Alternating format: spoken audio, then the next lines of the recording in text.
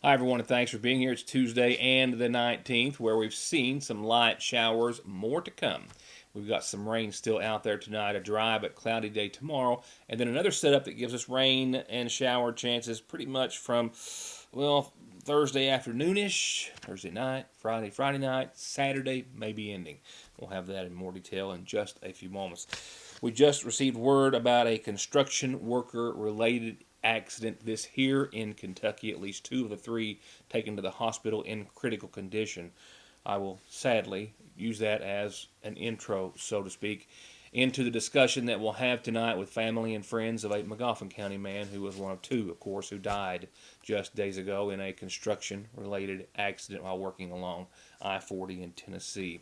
They wanted to speak of him and also speak of how they're using his passing as motivation to try to see through stiffening laws that accidents like these become lesser or not at all.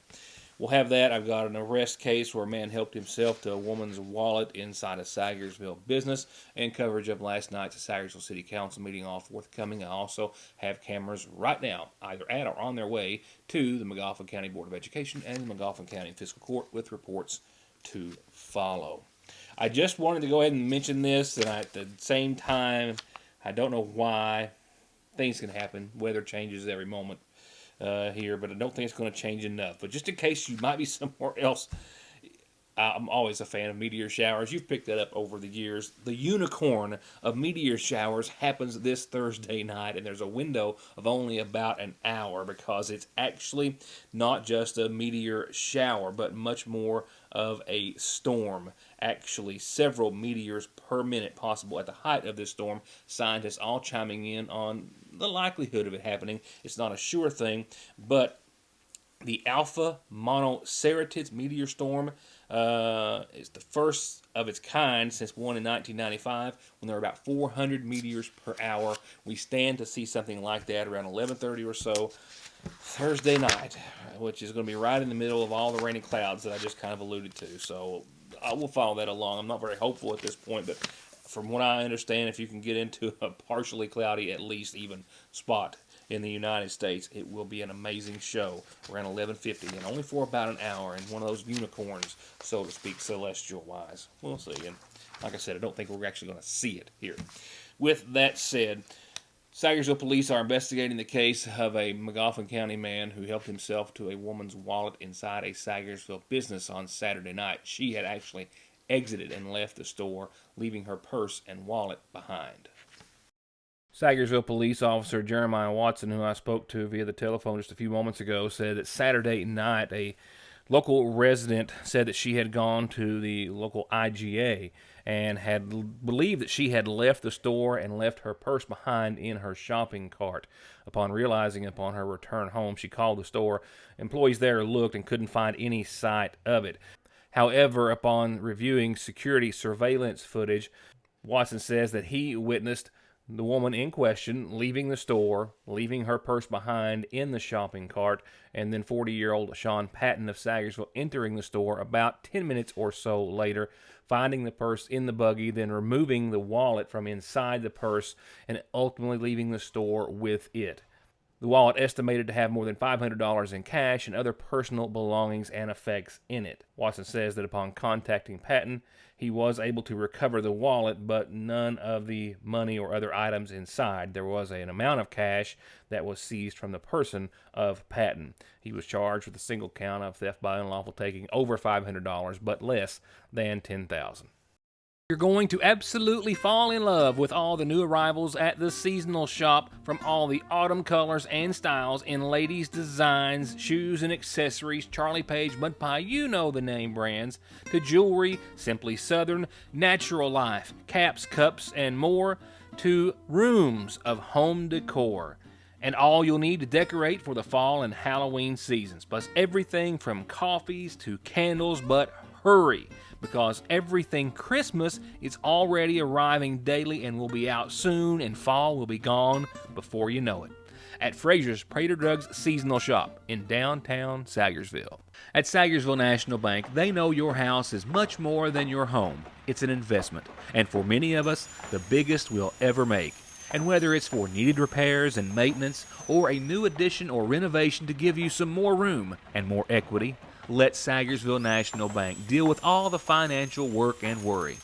Real and real competitive, hometown, homegrown, home improvement loans at Sagersville National.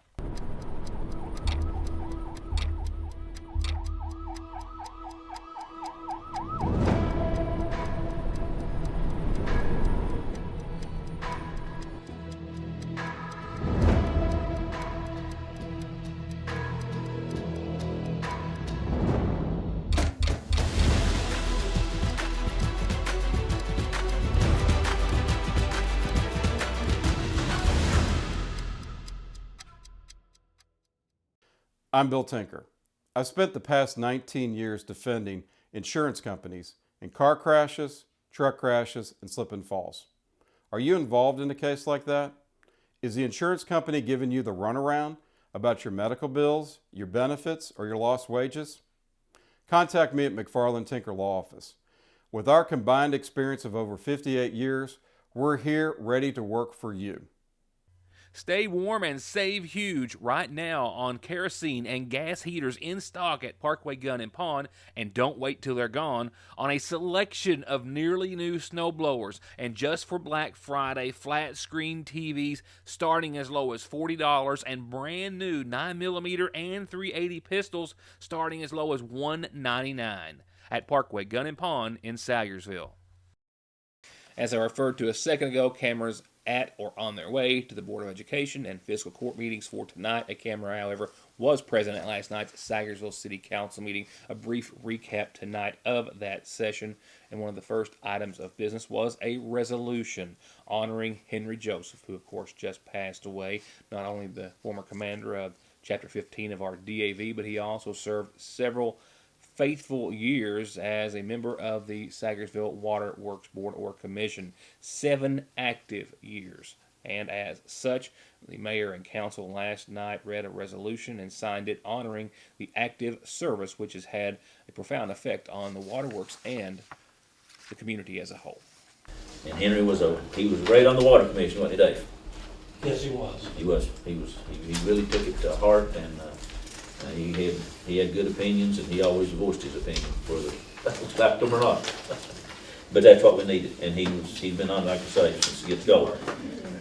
Since we're talking about Henry, he passed away just before Dave gave me a call, and he said that for the first time since I've been mayor, the city, the water commission has paid all outstanding debts that was accumulated before we took office, before most of this council took office.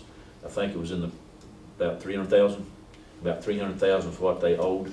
They have now paid it all off, and now we're running full speed ahead to get other things and work hard to do it.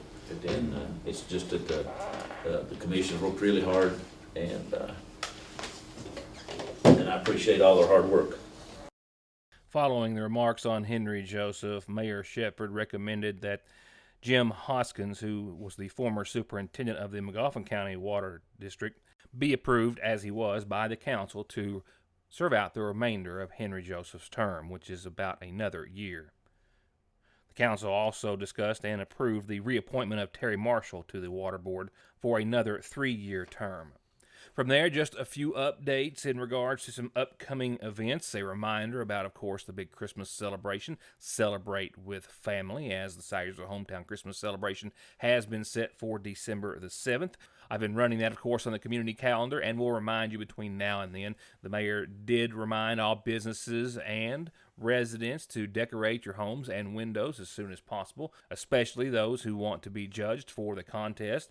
The community dinner, the feast for everyone, has been set for December the 13th at the community center. They had over 1,000 folks come out and just enjoy some wonderfully prepared food and fellowship, and just a nice, peaceful time to sit down and have a wonderful meal with friends and neighbors and family. And they hope to have that many or more, hopefully more, this year on the 13th. I'll remind you too when that gets close. There was just a couple of other updates business-wise. One was that FEMA has been working with the city to make some much-needed repairs to drainage and runoff on Coal Branch. They are currently starting at the head of Coal Branch and working their way down, hoping to install 48-inch tile the entire route when that project is completed, now officially, after waiting for some time with the assistance of FEMA. Our other top headline in just a few moments. Right now, a couple of announcements on tonight's community calendar, a couple of holiday reminders, if you will. One, I'll go ahead and pass that along now. Just a reminder that the Sagersville Hometown Christmas and the Parade, December the 7th, that is Saturday evening. It all starts around 4. If you're looking for something else holiday-related to do, fundraising and fun at the same time, well, there's an annual 5K that supports some local organizations in Prestonsburg that same morning. The annual Reindeer Run is coming up Saturday morning, December the 7th at 10 a.m. at the Stage parking lot right there in downtown Prestonsburg. The annual 5K is sponsored by United Way of Eastern Kentucky, and it sponsors locally here in Sagersville, Magoffin County, the Magoffin County Rescue Squad, and our Magoffin County senior citizens, and you can pick up applications at both of those locations. The fee is $25 prior to race day, $30 the day of the race. And speaking of our Magoffin County senior citizens, this Thursday, it's distribution day for the senior food box. They're giving out commodities starting at 12:30 for the active list until 2:30, and then those on the waiting list can pick up a box after 2:30 if there is any left. Please, everyone, says Marlene, bring a box to put your items in. That's this Thursday at 12:30 at Magoffin County Senior Citizens. Backing up just a bit, Rumpke is going to be collecting their garbage, your garbage, extra early tomorrow because employees will be taking off at noon for an employee dinner and event. So they'll be out extra early tomorrow. Best advice is put your garbage out late tonight, and they apologize for the inconvenience. And from our friends over at the Water into Wine Food Pantry at the Lakefront Church of God, they are distributing tomorrow at 9 o'clock. Make sure you have your pantry card, and they want to let everyone know no turkeys or hams are going to be given out tomorrow, and they are currently not able to take any new clients. There's also a pantry volunteer luncheon set for noon tomorrow, and if you'd like to attend, they'd love to have you, and if you can, bring a covered dish, something that will go good with chicken. Senior Commodity Day is Thursday of this week starting at 12:30, and food pantry boxes will not be available on that day. And the Lakefront Church of God is also offering CPR classes this Friday evening at 6. If you want to take the class, you need to call the church no later than Thursday morning, 349-6301. The class is free, but if you need a certification card, it will be $25. You have to register. Everyone should take CPR. Everyone, of all ages. And everyone should use our calendar for birthdays and anniversaries and announcements like you just heard. Just tell me, and we'll tell everyone else. Nightly funeral services brought to you by the Magoffin County Funeral Home, beginning tonight with 82-year-old Stella Tackett of Mine Fork, who passed away on the 18th. Preceded in death by her husband Mitchell, she's survived by sons Pastor Michael Tackett, Anthony Tackett, and daughter Wilma Adams. Visitation is this evening and up until services that begin in the morning at 11 from the Magoffin County Funeral Home. 48-year-old Teresa Lynn Holbrook of Scott Avenue passed away this week, the daughter of Jane Rao Holbrook and the late Maston Holbrook, and besides her mom, she is survived by 2 sisters and 6 brothers. Visitation is this evening, all day tomorrow, and up until Thursday's services that are set to begin at 1 o'clock from the Bethlehem to Calvary Apostolic Church. The Magoffin County Funeral Home is in charge of arrangements. And lastly, arrangements incomplete at this hour for 75-year-old Beverly Greer of Sagersville, who passed away Friday, to be announced soon by the Sagersville Funeral Home.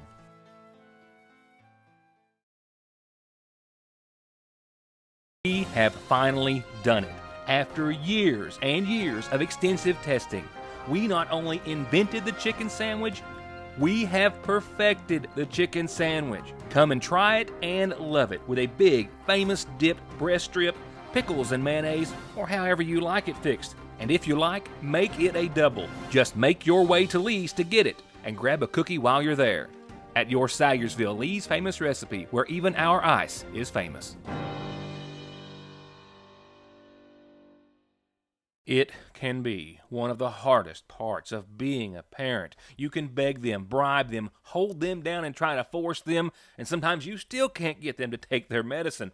Well, problem solved at Parkway Pharmacy with Flavor X. Let your kids customize their medicine with some of the best flavors that really do taste great, and it's totally free with your child's prescription at Parkway Pharmacy. So stop the suffering, theirs and yours, for free, and get your Flavor X flavored medicines at Parkway Pharmacy in Salyersville. So what are you buying for Thanksgiving? Welcome to my blog. Be sure to leave a comment. Black Friday sales are going to be huge this year as well. Adults and their phones. It's going to be a low-carb sale. All right. Hand them over.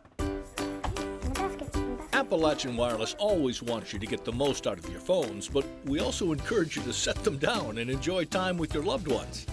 Happy Thanksgiving from your friends at Appalachian Wireless. From brakes, exhaust, suspension, fluid changes, to expert collision and auto body, to turning your 4x4 or diesel from mild to wild, get real auto maintenance, paint, and repair at Black Smoke Performance in Dixie of Salyersville.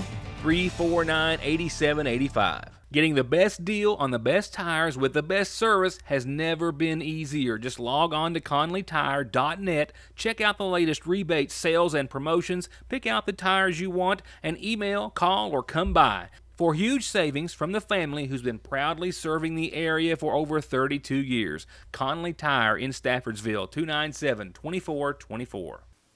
Anderson County news making Magoffin County headlines tonight as 3 construction workers were hit and seriously injured on the Bluegrass Parkway in a construction zone just earlier today. All I know is that of the 3, at least 2 were said to be in critical condition. All 3 taken to the UK Medical Center. That report, of course, precedes the following tonight, where I spoke with family and friends just over the course of the weekend of a Magoffin County man who they describe as being close with God and his family and friends and co-workers, a young man who was just laid to rest last week, the same day as his fellow co-worker who was also killed that same day.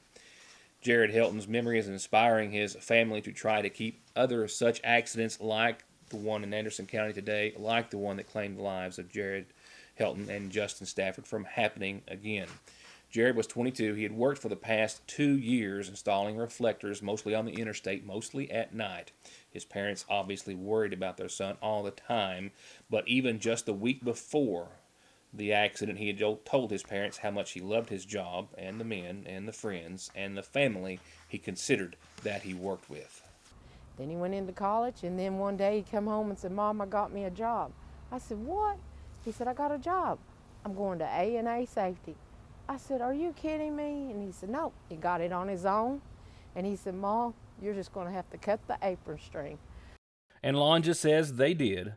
And now, through it all, she says that their faith and that of Jared's has given them strength to see that his death and that of his co-workers will not be in vain. Jared was an awesome, awesome young man. He was born in the church. I raised him in church.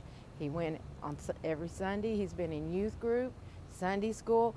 You know, he had no chance not to know the Lord, because I've been a Sunday school teacher and youth leader for 25 years. I taught my baby right. And when Jared was 12 years old, we were in a Sunday school class. No, it was youth group. And he started crying over in the corner. And we said, "Jared, what's wrong with you?" And he turned around and he said, "Mom, I don't want to die and go to hell." All the kids gathered around and we prayed for him, and he repented that very night. And that's what gives me the comfort this day, that to know that my child was saved and he was baptized. And that's what helps me to deal with this horrific tragedy, you know, to know that. And from them fellow workers that worked with him, they said, "Jared let his light shine." What more can a mother ask for? To know that your child's ready to go. And there is a hereafter. And my child's there now. And I thank the Lord that he knows the Lord Jesus Christ. That's all I can say. That gives me comfort.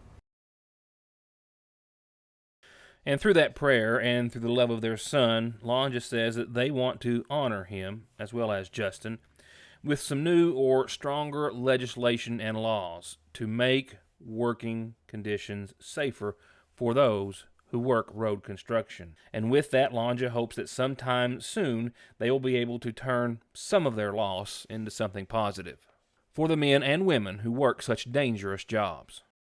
First seen Jared, I guess it would have been as soon as he was out of Head Start in kindergarten. We went to elementary school together. We were best friends through middle school and through high school. And we got a tight group of friends that didn't branch out after school. We all kind of stuck together. And Jared was he was one of the best friends. He was the best friend I ever had. And I got a lot of good memories with him. And he meant a lot to me. He meant a lot to all of us. And he put a light on a lot of people. He was a special person. I know the people that know him, that knew Jared and knew Justin, that it's definitely changed their mindset on road safety and how they live their lives. And it has changed mine for sure. And my other friends of Jared have said so as well. It's eye-opening, but hopefully something good can come out of it. I'd like to get some type of bill started for like justice for Jared and Justin that can help prevent these horrific accidents. These people out here just working, trying to make a living, take care of their family.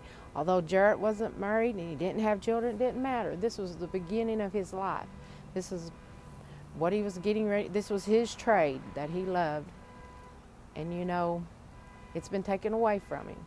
I'll never have a grandchild from him. I'll never get to do a wedding. You know, a lot of things was taken from him. And I think at times we're in such a fast-paced life that we need to slow down just a little bit. When you see them construction signs, we just need to slow down because that's somebody else's child, somebody else's husband, maybe wife out there working on that road. And, you know, they're just trying to make a living. But it's the most dangerous living you can make. He laid his life down on that line. He most certainly did.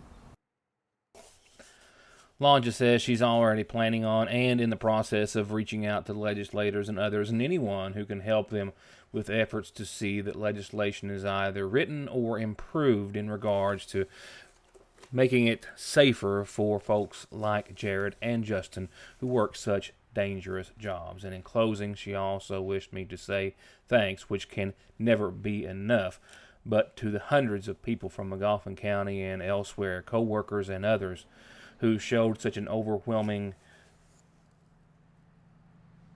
amount of love and support for their family in their time of need, from those who were a part of Jared's escort home on the Mountain Parkway to those who stopped by the funeral home, and especially to Mr. Darrell Russell. He is a local man, a foreman with A&A, who has devoted much of his time to being much more than a boss, but to also praying with and mentoring and teaching several young men from the area who are employed by A&A Safety. And we will follow along the family's efforts in regards to seeing laws stiffened or written to try to prevent deaths and tragedies like those. That leaves me with one topic of conversation. Technically just one, your weather. We could break it down into two or three different ones. Rain, sun, and clouds. We've got a little bit of it all. Right now, we've got the rain. Well, as you saw behind me and as you see on radar, we've got showers out there, a product of a pretty weak little cold front rolling through. Not going to lay much rain down, but it's going to be wet. Roads will be slick out there tonight. Keep that in mind. It doesn't take much to make them certainly slick and hazardous. We're going to see things dry up for tomorrow, but the clouds are staying right here, staying put, not going anywhere. We'll see temperatures warm up just a bit before a second and colder strong front rolls in here after that. And then we've got rain chances for days. And those rains that we're seeing out there this afternoon, evening, and possibly a little later on tonight aren't the only ones in your forecast either. We're still talking about another system in just a couple of days that gives us some warmer air still and a better shot of some more showers. But tonight, a low of 40 degrees per your Licking Valley RACC outlook, and that 50% chance of showers. We'll see those continue up until about 10 o'clock or so, and cloudy skies thereafter. Will dry up for your Wednesday midweek. 50 degrees, right at it. Mostly cloudy skies, dry across the board, but cloudy and with a light northwesterly wind. Nothing dramatic at all. Just a cloudy, dry day, right around 50 degrees.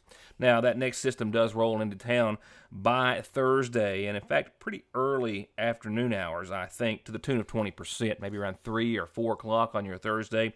Those shower chances increase from 20 to 70%, a likelihood of showers to continue Thursday night and over into your Friday with the wet day and night.